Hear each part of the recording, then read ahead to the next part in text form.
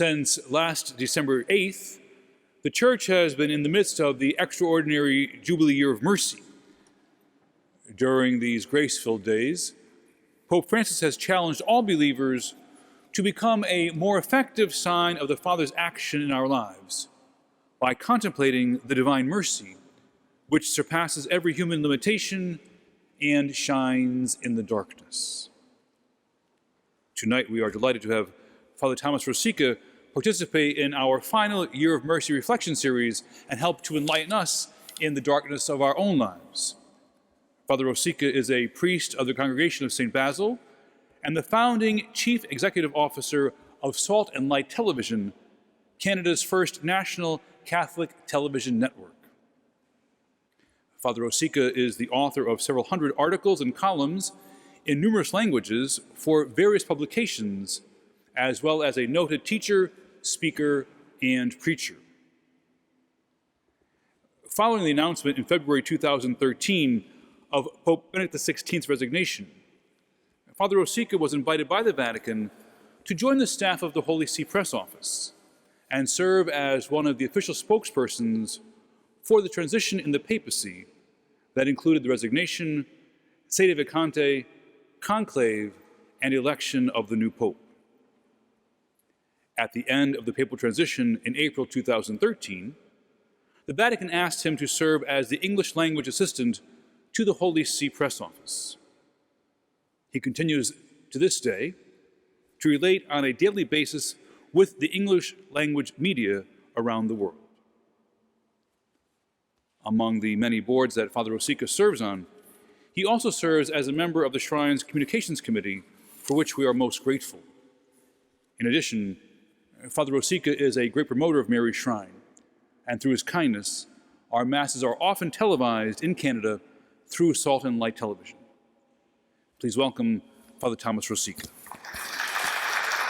Thank you very much, Monsignor, for your gracious invitation and welcome, and I always love coming here. Whenever we televise an event from here, the flood of calls the next morning saying, "Where is that church in Canada?" It's beautiful on television. It's even more beautiful to be here. It's very fitting that you've invited me today on the Feast of St. Luke. I should tell you at the beginning that in my graduate studies at the Biblicum in Rome and at the École Biblique in Jerusalem, my specialty was the Gospel of Luke and the Acts of the Apostles. So I kind of lived and breathed Luke for those 8 years, and it hasn't left me. The evangelist Luke has been called a beautiful title, Scriba Mansuetudinis Christi, by Dante Alighieri. And that means the scribe of the gentleness of Christ. The scribe of the gentleness of Christ. What a fitting title for the author of the third gospel. And it's very appropriate to reflect on this great scribe on his own feast. A little bit about him. Luke was born a Greek and a Gentile in Antioch in Syria. He was a physician, and it's believed that he may also have been a slave. It was not uncommon in his day for slaves to be educated in medicine, so the family would have a resident physician, a house doctor. He became a close companion of Paul of Tarsus, as we heard in the first reading today, and he accompanied Paul on his missionary journeys.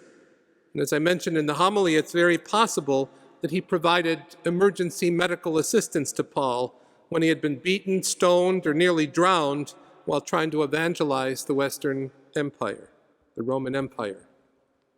Luke is the only Gentile to have written books in the Bible. He's the writer of the third gospel and the Acts of the Apostles, and his writings have been proven to be historically accurate. In the third gospel, for example, Luke emphasizes Christ's compassion for sinners and for those who suffer. One will also find in Luke's account of the gospel a very strong emphasis on the role that women played in the church's ministry. His Christian ministry can be followed in the book of the Acts of the Apostles as well. And up until the 16th chapter of the Acts of the Apostles, it's written in the third person, much like a historian who's recording facts or events.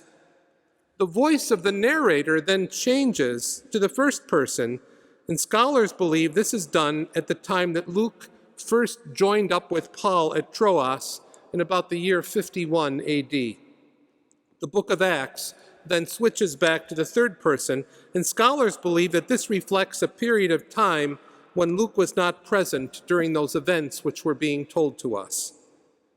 It's believed that this Dr. Luke lived a long life and died around 74 AD in Greece.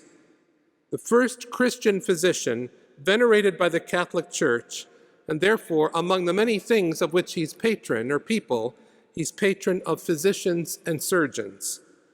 He's also considered the patron saint of painters, because according to another very beautiful tradition, he painted the images of Mary and of Jesus. This was later proven to be incorrect by scholars. Nevertheless, it's a very interesting thing. When I was a grad student for part of my studies, I had to study in Germany, just outside of Munich. And I'd take the train into Munich every Saturday and go and enjoy the Alte Pinakothek, which is the great art museum. And there was one wing, the religious wing, and I'd just go sit on a bench there because they had paintings the size of the wall, big, huge paintings. I remember one day it struck me that all of the stories in those paintings were all from Luke's gospel. Did you ever try to envision what things would be like in Christianity if we didn't have Luke's gospel? Can you imagine Christmas without shepherds or a baby in a manger? Liturgy without the Magnificat, the Gloria, the Benedictus, and the Nunc Dimittis. He provides us in this gospel the Christian prayer book. Can you think of a church year without Ascension or Pentecost? We'd have to close down the shrine here. Luke's great vision, his themes of universality, of Christ as the Savior of the disadvantaged, of joy, of wonder, of praise and blessing, demonstrate God's openness in Christianity to everyone. And for Luke, disciples and eyewitnesses of Jesus of Nazareth are characterized by their receptivity towards God's saving activity and their own responses to that activity, which are given through joy, wonder, praise, and blessing. And it's a lesson for us, because those who read this gospel and those who become ministers of Jesus must have the same response: joy, wonder, praise, gratitude, blessing. Luke invites us all into the story of Jesus. Now, I want to draw attention to just a couple points, because I warn you, when I teach Luke's gospel at the university or the graduate school, it's usually a course of 14 weeks and then a second course of 14 weeks. Now imagine what Monsignor did to me tonight to truncate this into 28 minutes. This is a great effort. I want to highlight a couple points that usually we don't pay enough attention to. Luke's gospel, as well as the Acts of the Apostles, begins with this prologue. I want to read the prologue from Luke's gospel, because I'm sure you never heard a homily on the prologue. Tonight you're going to hear a little bit of reflection. So if there's any priests here, learn and make sure you preach on this first part. And in Greek, it's all one sentence. Thank God it's broken up in the English. It starts off, "Many have undertaken to draw up an account of the things that have been fulfilled among us, just as they were handed down to us by those who from the beginning were first eyewitnesses and servants of the word. With this in mind, since I myself carefully investigated everything from the beginning, I too decided to write an orderly account for you, most excellent Theophilus, so that you may know the certainty of the things you've been taught." Oh, it's a mouthful. It's a big sentence. What's going on there in that sentence? Luke uses a high form of Greek, and he's using a method to draw people's attention, making use of this formal literary construction and very high-level Greek. The author writes the prologue imitating Hellenistic Greek, the high-level Greek, not the street Greek, and in doing so, he relates his story about Jesus not only to the faithful believers, but to contemporaneous Greek and Roman people, educated people. He's not only interested in the words and the deeds of Jesus, but also in the larger context of a birth that's taken place in this outpost of Palestine that's taking place against a backdrop of world history. As a second or third generation Christian, Luke acknowledges his debt to earlier eyewitnesses and ministers of the word, but he claims that his contribution to this developing tradition is to present an orderly, accurate account so that, he says, so that you, Theophilus, which, by the way, is an interesting word, Theophilus really means friend of God. A lot of people spend their lives perhaps writing theses on who is this Theophilus, where did he live, how many kids. This is Luke's way of involving people in the story, so that you, Theophilus, and other readers will be convinced of this story because I'm telling it to you in an orderly fashion. I'm gathering all these oral traditions together to tell you that what happened is true. And he wants the disciples not only to be scholars, to take in this information, that you know this so that you can become a minister of the word, a servant of the word. Luke the evangelist brings to life the best of what we look for in an integrated person and an authentic pastoral minister today. Our role is to present the story in an orderly fashion so that you may believe and also become a minister of this word. Now, a couple of the highlights of Luke's gospel. For what is he greatly noted? I often say that Luke's gospel is the hotel-motel management school of the New Testament. It's a party. And when he's dealing with hospitality and parties and whatever, he's also going to deal with some gate crashers and some party crashers. So first I want to tell you about some of the parties, and then I want to tell you about some of the gate crashers or the party crashers, or nowadays when they say a photo bomber, somebody who suddenly appears there who shouldn't be there. First of all, a wonderful story that's a profound story, that great story of Zacchaeus. Only Luke tells us the story. I love that story because I remember being in kindergarten and having Sister Dolorita teaching us there was a man in Jericho named Zacchaeus, and you're thinking of this poor little guy, little runty fellow who's climbed up in a tree. The story remains forever engraved in our memories. Luke paints a remarkable scene with this story. His story of Zacchaeus is vivid and interestingly charming. It's the story of Jericho's famous tax collector. We're told that he was the chief tax collector and a very wealthy one at that. While a rich man, he provides a contrast to the rich man of chapter 18 who cannot detach himself from his material possessions to become a follower of Jesus. Zacchaeus, according to Luke, exemplifies the proper attitude towards wealth. After he gets called out, he promises to give half of his possessions to the poor and is consequently a recipient of salvation. But what I love about the story is how Luke paints the story for us. He just doesn't tell us that Jesus was walking by and there's some clown up in a tree. He gives us a graphic description. He calls Zacchaeus, very powerful, chief tax collector, but he was a little man, and not just in his height. He's this kind of a smallness that's far more devastating and corroding than simply being short. His smallness probably emerges from his terrible self-image resulting from others' attitudes towards him. Are we not most vulnerable at those moments in our lives? Though a member of the group that was widely despised, tax collectors, Zacchaeus appears in the story as a fundamentally honest and humble man who seeks the truth, and he's open to find it, even if it means climbing a sycamore tree in a crowd just to catch a glimpse of the parade going by. He represents that figure who turns up again and again in the scriptures, the outsider, the peripheral person, who for one reason or another looks in from the edge, but must always stay outside. It's on the edge that we meet him, shut out by others, desperately anxious to be part of the proceedings, all the while failing. When you go to Jericho today, the tour guides will show you one of the 39 trees that was climbed by this man. I'm not sure which one it was, but it makes a great photo.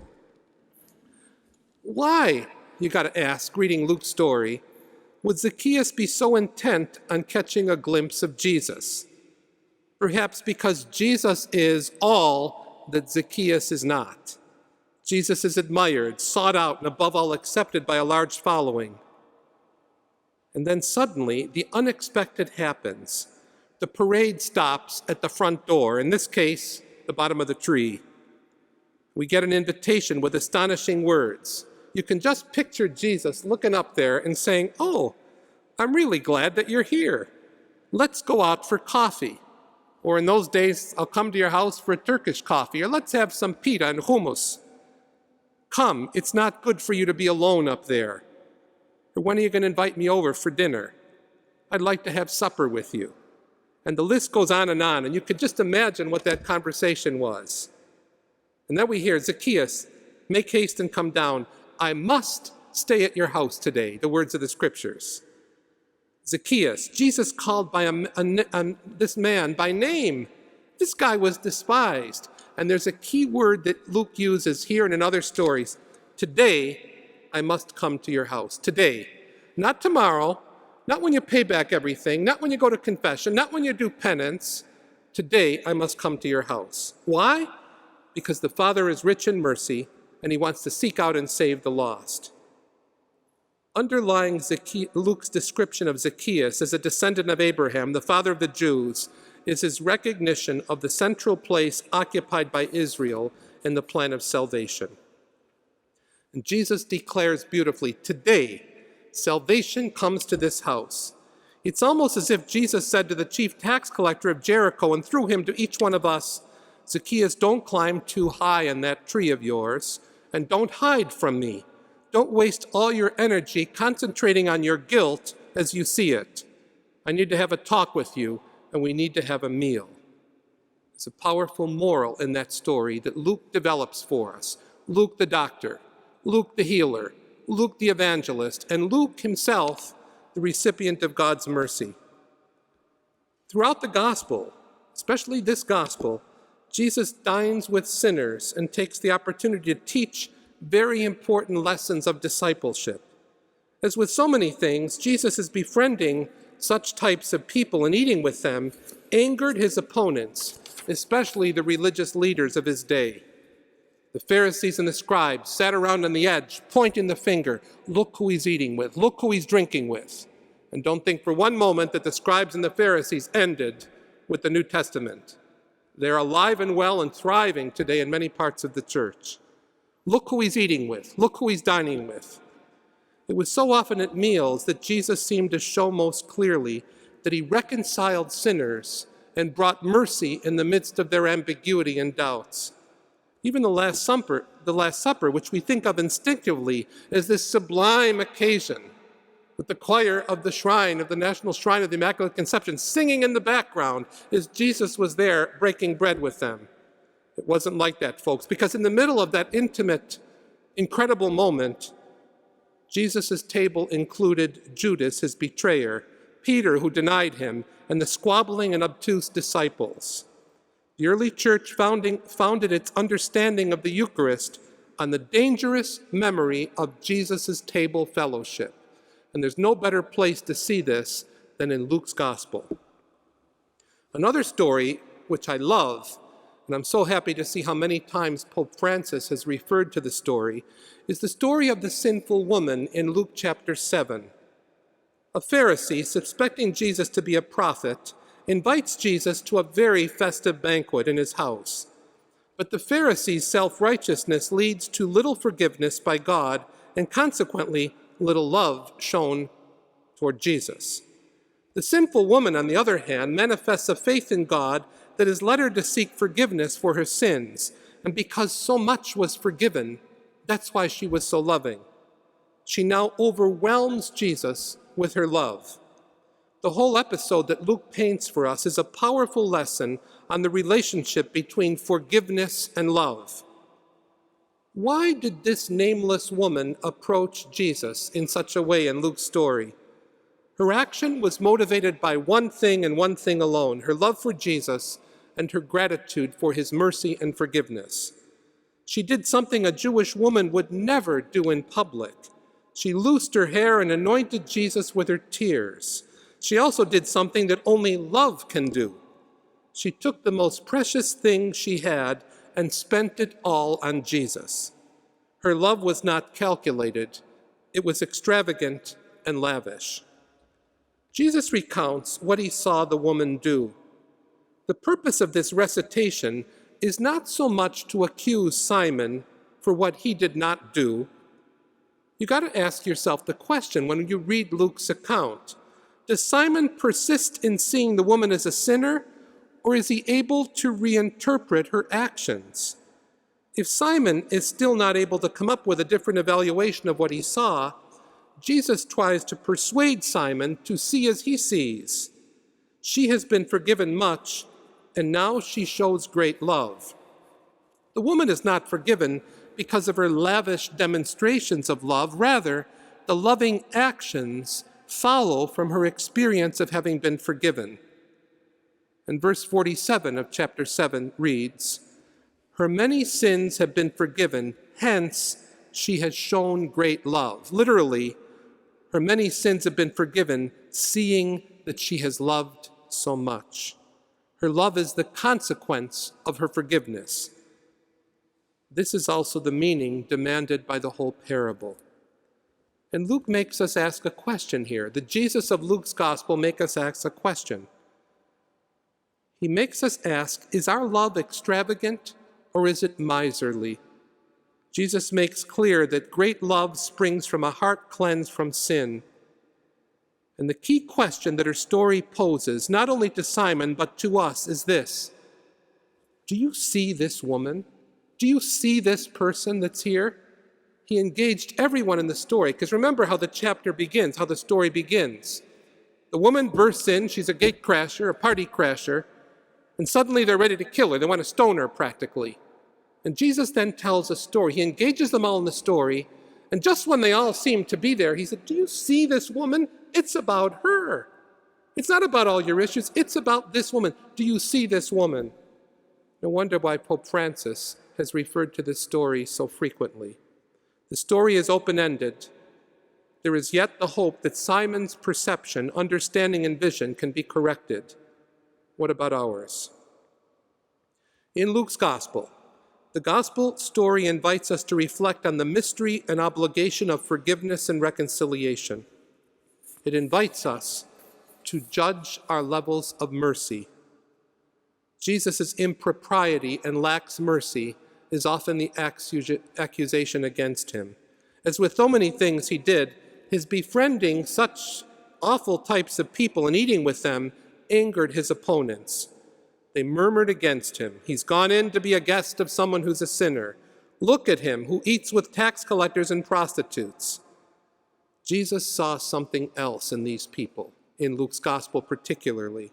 He saw human beings trapped in their own failure, desperately trying to be something better, awkwardly trying to make amends for a life of injustice. Jesus of Nazareth would exclaim, "Today, salvation has come to this house, for the Son of Man came to seek and to save what was lost, to seek and save the lost, the poor and the lowly, to humble the rich, godless and haughty and arrogant." This was his ministry. Now let's skip over to a couple vignettes, a couple moments of the Passion narrative of Luke's Gospel. I have to admit, it's my favorite of the Passion narratives. I guess because I'm Italian and have some Mediterranean blood, it really gets you all the time. I've never been unmoved by reading this story. If you look at Jesus in the Passion of Luke's Gospel, the peaceful figure of Jesus rises above the hostility and anger of the crowds. He remains, even under such duress, a model of reconciliation, forgiveness, and peace. And in the midst of his own agony and trial, we realize the depths of Jesus' passion for unity. He's capable of even uniting Pilate and Herod together in friendship. The two had been at enmity with one another, and by condemning him jointly, Pilate and Herod become friends. What a terrible thing, that even in his agony, he unites enemies. Luke presents Jesus forgiving his persecutors, and the dying Jesus even allows a thief to steal paradise. I had a great experience this past Lent last year. I was invited to the cathedral in Seattle, in Washington, to preach the devotion, The 7 Last Words of Christ. I had never done that. I knew what it was about, but I had 2 or 3 months to prepare for it. And what was so striking, and I knew what the words were and everything else, but what was so striking is some of the most powerful words that we know that come from Jesus and the cross are from Luke's gospel. First of all, on the way up to the cross, Luke presents us with these role models who are with Jesus, accompanying him. They didn't abandon him. As the execution detail leads Jesus from the governor's palace to the rock quarry outside the gates of the city, we have the figure of Simon of Cyrene, who's impounded, a passerby, to come and help carry the cross. Luke's wording makes it very clear that he sees in the figure of Simon an image of discipleship. As Luke uses the expression, Simon takes up the cross of Jesus and carries it behind Jesus. And this behind is not just walking behind, but it's the word that's used for discipleship. It's identical to Jesus' own teaching on discipleship. We also hear in Luke's gospel that many persons, though all those people that were weeping and beating their breasts along the way, many persons in the world suffer dramatically. Every people, every family has on its shoulders sorrows and burdens to bear. But what's beautiful in Luke's story is that which gives meaning to the fullness of the cross is to carry it behind Jesus, not in a journey of anguish, solitude, hopeless wandering or rebellion, but rather in a journey sustained and nourished by the presence of the Lord. What's the first word spoken by Jesus on the cross, attributed to him? Father, forgive them, for they do not know what they do. Luke chapter 23, verses 33 to 34. The moment of Jesus' death is charged with high emotion. The dying Jesus jars us with a sense of shame and powerlessness. Jesus of Nazareth on the cross is the true king. His power is completely different than earthly kings. His throne is the cross. He's not a king who kills, who hurls insults, but on the contrary, he gives his life. With closeness and tenderness, God's only Son leads sinners into the space of grace and forgiveness. He had every reason to hurl insults, especially at the two thugs on his left and his right. But he doesn't condemn them. He looks down at those who did this terrible thing to him. Father, forgive them. They don't know what they're doing. You see, Jesus' kingdom is unlike the one that Pilate knows and is willingly or unwillingly part of. Pilate's kingdom, or for that matter, the whole Roman kingdom, was one of arbitrariness, retribution, vengeance, recrimination, privileges, domination, and occupation. Jesus' kingdom is built on love, service, justice, peace, and forgiveness. This is Luke's recipe for authentic conversion, as Jesus promises a criminal not only forgiveness, but a place at his side on the very day that his journey to God triumphantly reaches its home in paradise. The Latin word mercy, misericordia, derives from two words, miseriae, for misery, and the other, cor, or cordis, which means heart. Mercy is what happens when a heart of love meets the misery or pitiful state of others in the world. When Francis speaks of the Jubilee of Mercy, he writes, God treats us as sinners in the same way. He continually offers us his forgiveness. He helps us to welcome him and to be aware of our evil so as to free ourselves of it. The moving scene of Jesus dying on the cross and forgiving demonstrates in a particularly dramatic way the quality and extent of divine forgiveness. We observe Jesus' profound humanity in his treatment of the unfortunate, of criminals on either side of him, of the woman whose sins he certainly disapproved of, but he said, go and do not sin again.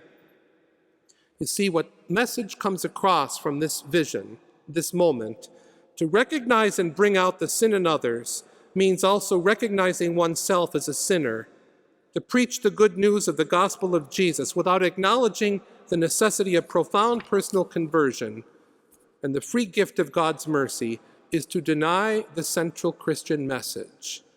Jesus was king on the cross. He puts into practice forgiveness and mercy. What he does on the cross is the continuation of what he lived. The second word that he says from the cross, this day you will be with me in paradise. Remember when he used the word today to Zacchaeus? He tells the thief, this day you'll be with me in paradise. We all know the scene very well, having heard it and meditated on it many times. Just close your eyes for a moment and think of that horrific moment. The sky is darkened. The storm is about to rip through the heavens. There are 3 hideous crosses placed on an ugly rock of Golgotha just outside the city walls of Jerusalem. Once again, it's Roman brutality at its worst, resulting in 3 lives slowly slipping away before the madding and hostile crowd. Others, perhaps some who were victims of the condemned criminals' rampages, stand there jeering, mocking, and insulting. Some laugh and say to the 3 men on the cross, "You are getting what you deserve, you thief, you murderer, you blasphemer, you insurgent, you ugly human being, you scum." Some may be making jokes about the whole disgusting scene unfolding before their eyes. Cracking jokes help to suppress the nauseous feelings that rise within for those who watch this scene up close and from afar. One of the 3 condemned men, the one hanging on Jesus' left, found a place among the mockers and scoffers, his mind racing desperately for a way out of the horrible mess. Everything around him was a terrible blur. And the cross was hoisted up and slammed in its rocky base. Pain shot up through their legs. Jesus' nakedness before the crowd was just one more final act of humiliation. Next to the cross, 2 thugs. The terror of all of this is too much to imagine. But suddenly, another voice joins the cacophony of the screaming and the insults. "Shut up, you fool. Do you not know what you're saying? The 2 of us are getting our punishment for the wicked things we have done, the just deserts. We know that we would get the death penalty when we wreaked havoc on earth, but this guy in the middle is innocent." And then Jesus says, the man says to him, "Jesus, remember me when you come into your kingdom." The thief on the right realizes that Jesus has been wrongly sentenced. Jesus, the innocent one, accused of criminal behavior. And this one who spoke those words to Jesus, the later tradition has identified him as Dismas, which means in Greek, the dying one. Jesus' words to him are remarkable in Luke's gospel. "Today you'll be with me in paradise." Today, not tomorrow, not when the judges have come out with their sentence, not when you've cleaned up your act. Today I want you with me. Today I want you because you understood me. The 7th word that Jesus speaks from the cross. "Father, into your hands I commend my spirit." Whereas in the synoptic, the Mark and Matthew, we have Jesus praying, crying out, "Eloi, Eloi, lama sabachthani," my God, why have you abandoned me?" For some reason, Luke has placed on the lips of Jesus Psalm 31. It doesn't mean that he didn't pray Psalm 22 in Luke's gospel. Jesus probably prayed a lot of psalms as he's hanging there until he lost consciousness. But it's interesting that Psalm 31 is chosen. "Father, into your hands I commend my spirit." And then he cries out in a loud voice and breathed his last. From the midst of the terror and violence of Calvary, Jesus' piercing voice is not one of crying out why God doesn't hear him and abandon him, but that, "Father, into your hands I commend my spirit. In manus tuas emendo spiritu mei." It takes us right back to the beginning of the Gospel of Luke. On the banks of the Jordan River, he heard the words from heaven, "You are my beloved." Through the entire Gospel, Jesus lives and dies in intimate relationship with his Father. Throughout the Gospel, he remains faithful to his identity. In the Sermon on the Mount on the Galilean hillside, he exclaims, "Blessed are those poor." And in Luke's version of the Beatitudes, Luke adds 2 words that are not present in Matthew's version. "Blessed are you now." You and now. Not just a spiritualizing of suffering and pain and hunger and abandonment and homelessness. Blessed are you who weep now. All of that comes to a conclusion, a summit as Jesus is on the cross. It's in the final moments of one's life that we see the whole life pass before us. The moments of Jesus' death are like the MRI into his life. The Son of God was a descendant of David. He was hailed on Palm Sunday as the Son of David. When he prayed Psalm 31 from the cross in Luke's Gospel, he was expressing the leitmotif of his entire life, which was tremendous trust in God in the midst of agony and suffering and even seeming abandonment. In his dying, he reaches into the depths of his experience for the words of his ancestor David. He refers to Psalm 31, "Into your hands I commend my spirit," because he implicitly trusted in God. The opposite of mercy in Luke's gospel and for Jesus is not justice, but vengeance. Jesus did not oppose mercy to justice, but to the law of retaliation. Eye for an eye and a tooth for a tooth. In forgiving sinners, God is renouncing not justice, but vengeance. He does not desire the death of a sinner, but wants the sinner to convert and live. The cross of Christ, especially in this gospel, amasses all the arrows of evil, hatred, violence, injustice, pain, and humiliation, everything that is suffered by the poor, the vulnerable, the oppressed, the exploited, the marginalized, and the disgraced of our world. However, rest assured, all who are crucified in this life, that just as in the case of Christ, the resurrection follows the cross. Hatred, violence, and injustice have no prospect, that the future belongs to justice, love, and life. Therefore, we must journey towards this end with all the resources that we have in love, faith, and patience. Let me conclude with this thought. The founder of the École Biblique in Jerusalem, the French Dominican biblical school where I studied, it's a small but very powerful graduate school of Scripture. It's the school that had the privilege of doing the Jerusalem Bible and also of decoding the Dead Sea Scrolls. The founder was a Dominican priest, Father Marie-Joseph Lagrange, who suffered much at the hands of the church and was later vindicated because of his love and fidelity to the Scriptures. And he wrote a magnificent commentary on Luke's Gospel, which was published back in 1921. It was in French. I'll spare you the French and read you his summary of the commentary about St. Luke. For me, it represents beautifully who Luke was and what he was about. In reading this gospel of mercy, but also of repentance, of stark renunciation, but with a view to charity, these miracles inspired by goodness, this forgiveness for sin, which is not complacency, but rather a divine gift for sanctification, in learning to appreciate how a virgin and tender mother gave birth to the Son of God and how he suffered to bring human beings to his Father, the noble Theophilus would have comprehended the reasons for the moral transformation at work before his eyes, and undoubtedly already begun in his heart, and he would have recognized them as good and secure. The world has possessed a Savior indeed. I don't know of any better summary statement than those words to summarize the work of the man whose feast we celebrate today, the artist of God's tenderness and mercy. Thank you.